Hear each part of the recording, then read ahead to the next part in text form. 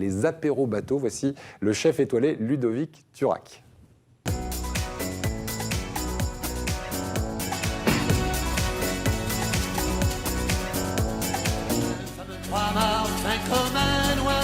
Il nous fait Bonjour Ludovic. Bonjour.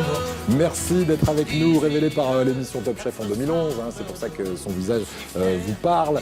Vous obtenez votre première étoile en 2015 pour une table au sud, restaurant marseillais. Et votre actualité aujourd'hui, ce sont ces paniers apéro bateau, d'où le fameux 3-mâts. Alors je sais que vous n'avez pas le pied marin, je le disais dans l'introduction, parce que récemment vous avez voulu partir en mer avec votre pêcheur. Exactement. Expliquez-nous ce qui s'est passé. J'ai voulu vivre un peu ce qu'il vivait au quotidien, c'est-à-dire se lever à 3h30 du matin, prendre le bateau à 4h30 Oui.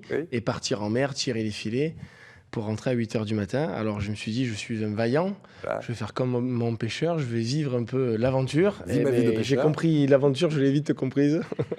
Au bout de 2 heures, j'étais séché à l'arrière du bateau. Voilà, la petite anecdote.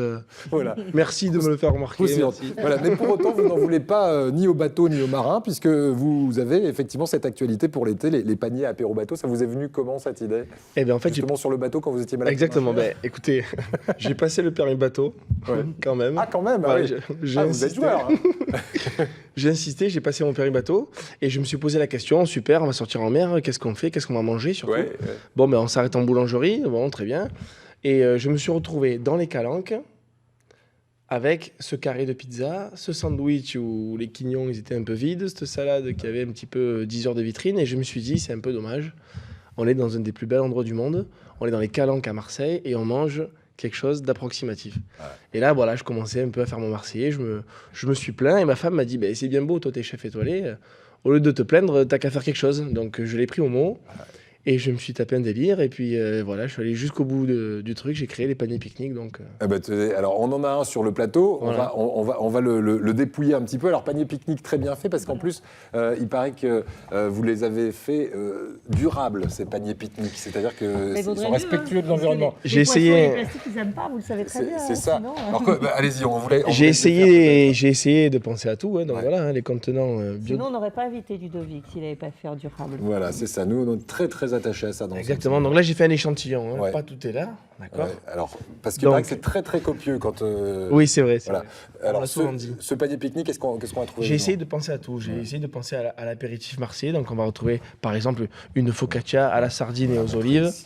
Voilà, impeccable. Avec des petits légumes, des petites sauces à tremper. Ici, on a une petite salade d'agneau avec des crudités, un cake au citron, elle est Virginie. Un gazpacho à boire, pleine de sauce à venir tremper pour les légumes également. Puis c'est régime quand même, c'est light. Qui vont bien. Alors, bien. Effectivement, alors pas le truc, c'est bien. Ça, qu'est-ce que c'est ça? Alors ça, c'est une petite salade d'agneau avec des petites crudités. Il y a plein de choses que j'ai pas amenées, mais c'est vrai que c'est des. Beau ça. On me fait souvent le retour que c'est un petit assez frais et copieux. Voilà. Frais et copieux, c'est les deux activités. Et là, on n'est pas sur de l'approximation. Ça, c'est le petit cake. Le petit cake au citron, le gazpacho à boire.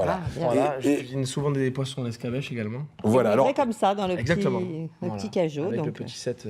Voilà, on n'a plus qu'à partir avec ça sous le bras, sous les calanques. Et ce qui est marrant, c'est que c'est un apéro bateau, mais en fait, il y a plus de gens qui n'ont pas de bateau qui vous l'achètent finalement que ceux qui en ont un. Donc c'est très bien pour un pique-nique. Alors, ça a un petit coût, 29 €, c'est le prix d'un repas au restaurant. Et là, vous vous dites, mais non, il n'y a pas grand-chose dedans. Mais là, c'est vraiment un échantillon. Vous m'avez dit, très copieux, on joue le jeu, il y a beaucoup d'autres choses encore. C'est un vrai repas, en fait. Moi, j'ai vu la carte, là, j'ai commencé à regarder, j'ai fait mon petit soir, poisson de roche en escabeche. C'est pas mal, hein.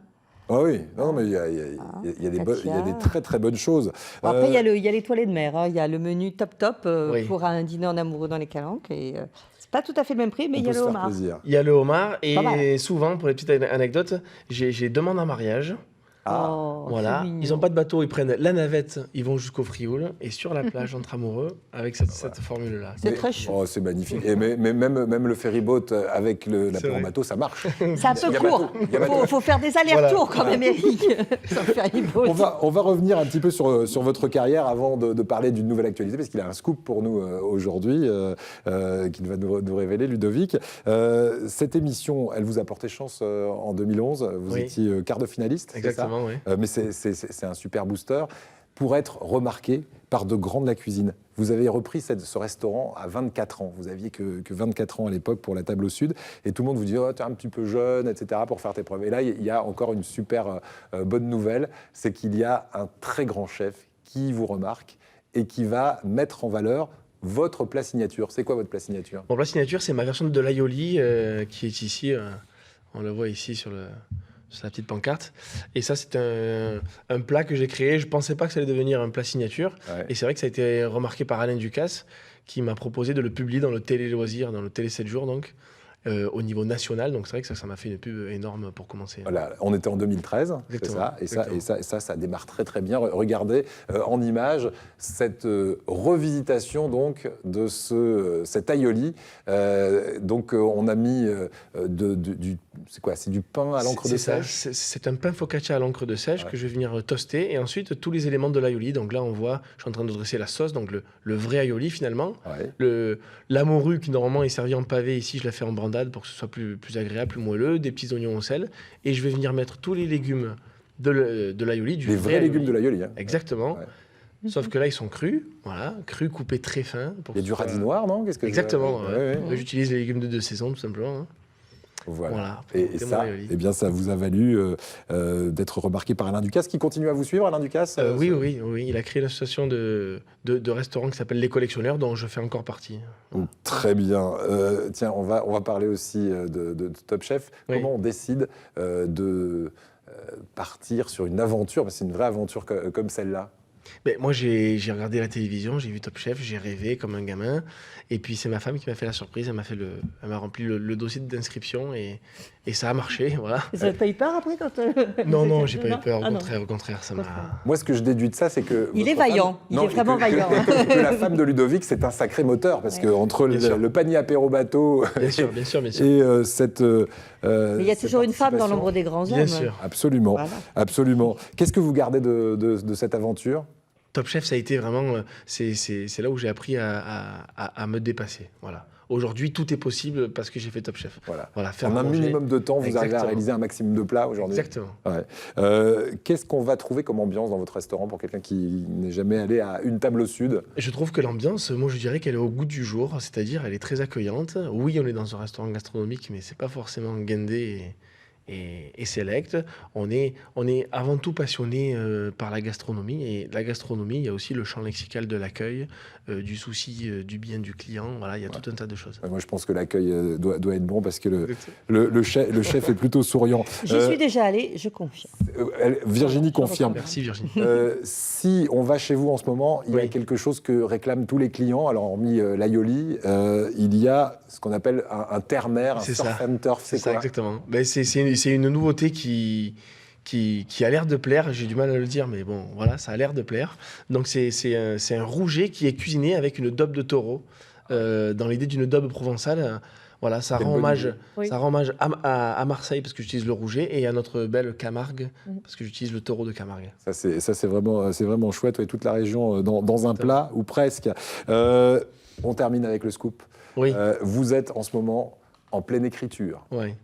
C'est un livre qui compte pour vous parce qu'il va relater une quinzaine d'années de cuisine. Exactement, voilà, ça fait 15 ans.